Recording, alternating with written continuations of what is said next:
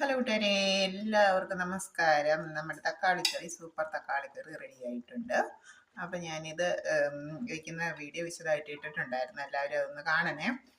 നമ്മുടെ തക്കാളിയിൽ നിന്നുണ്ടായ തക്കാളി, പച്ചമുളക്, സവോള, ഇഞ്ചി എന്നിവ നമ്മൾ കടുക് താളിച്ച് വഴന്ന് വരാനായിട്ട് എണ്ണയിലേക്ക് ഇട്ടു. അത് തക്കാളി കൂട്ടൊക്കെ വഴന്നപ്പോഴത്തേക്കും നമ്മൾ അരപ്പ് ചേർത്തു. തേങ്ങയും ജീരകവും ചെറുള്ളിയും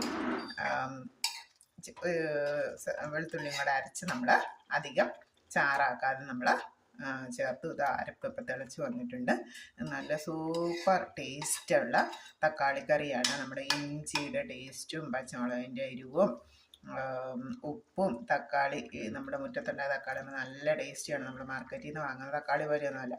അപ്പം നല്ല ടേസ്റ്റി ആയിട്ടുള്ള തക്കാളിക്കറി റെഡി ആയിട്ടുണ്ട്. ഇത് നമുക്ക് ദോശയ്ക്ക് ഉപയോഗിക്കാം, ചപ്പാത്തിക്ക് ഉപയോഗിക്കാം, പൂരിക്ക് ഉപയോഗിക്കാം, ചോറിൻ്റെ കൂടിയാണെങ്കിലും നല്ല സൂപ്പർ കോമ്പിനേഷനാണ്.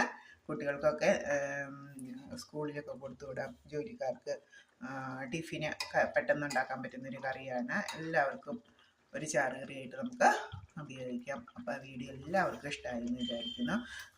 കമൻറ്റ് ചെയ്യണം. ഓക്കെ, താങ്ക് യു കൂട്ടുകാരെ. നിങ്ങളുടെ സംശയങ്ങളും കമൻറ്റുകളും ഒക്കെ അറിയിക്കണം. നിങ്ങളിതുപോലെയാണോ വെക്കുന്നത്, ഇതിലെന്തെങ്കിലും മോഡിഫിക്കേഷൻസൊക്കെ വേണമെങ്കിൽ അതൊക്കെ നിങ്ങൾ അറിയിക്കണം. എന്തായാലും എല്ലാ കൂട്ടുകാർക്കും താങ്ക് യു, നമസ്കാരം, താങ്ക് യു.